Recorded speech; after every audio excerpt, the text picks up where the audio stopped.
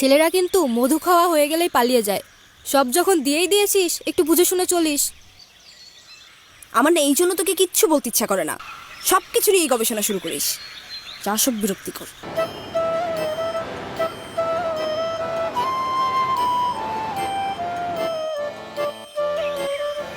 কি রে, কিছু খুঁজছিস? ছেলেটা দেখতে কেমন বলতো? ছেলেটা কে রে নাজনীন? দেখে তো মনে হচ্ছে আমাদের এখানকার কেউ না।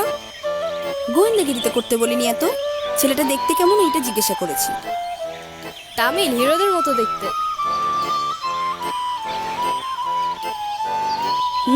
তামিল হিরোই তো, দেখতে হবে না কার বয়ফ্রেন্ড। তুই প্রেম করছিস? তা পরিচয় হলো কি করে? কেন, ফেসবুকে ওইখানেই পরিচয় হয়েছে, আর এর মধ্যে আমাদের একবার দেখাও হয়েছে। তুই এত দূর চলে গেছিস আর আমি তোর বান্ধবী হয়ে আজকে জানলাম। তা কোথায় দেখা করেছিস? আরে মা বাবা গেল না ফুপুদের বাড়িতে, তখন আমার বাসায় দুদিন ছিল।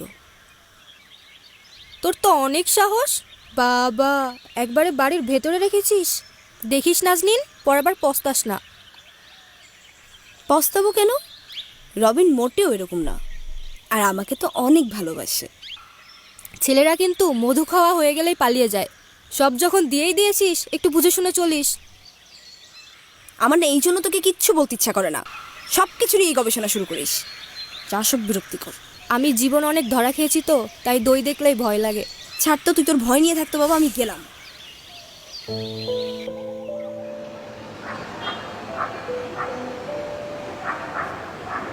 বাবু কি হয়েছে, কেন কান্না করছো?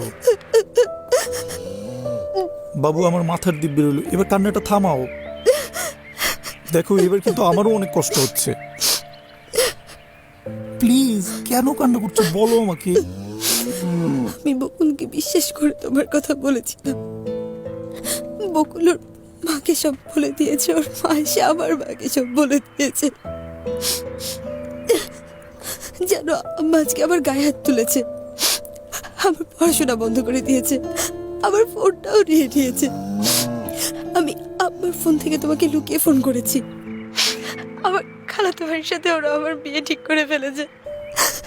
তুমি প্লিজ কিছু একটা করো, আমি বাঁচবো না তোমাকে ছাড়া। আমিও তো তোমাকে ছাড়া বাঁচবো না। প্লিজ একটু ধৈর্য ধরো, দেখি সব কিছু ঠিক হয়ে যাবে। কিচ্ছু ঠিক হবে না, তুমি চিনো না আমার আব্বাকে।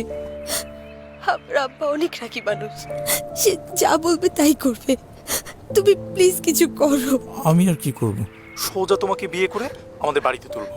সত্যি? হ্যাঁ সত্যি, আমার পরিবারের সবাইকে তোমার ছবি দেখিয়েছি, তারাও অনেক পছন্দ করেছে তোমাকে। প্রয়োজন হলে আমার আব্বা আম্মাকে নিয়ে এক্ষুনি তোমাদের বাড়িতে আসছি। না না না, ভুলেও না, তুমি ভুলেও আমাদের বাসায় এসো না। আমার আব্বা অনেক রাগী, অনেক খারাপ, তুমি চেনো না, তোমাদের অনেক অপমান করবে। তুমি পালাতে পারবে? পারবো, পারবো। আব্বা আমার জন্য কষ্ট হবে না?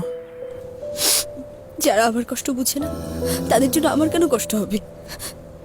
আমার এখানে দম বন্ধ হয়ে আসছে, তুমি আমাকে এখান থেকে বের করো না, আমি থাকতে পারছি না এখানে।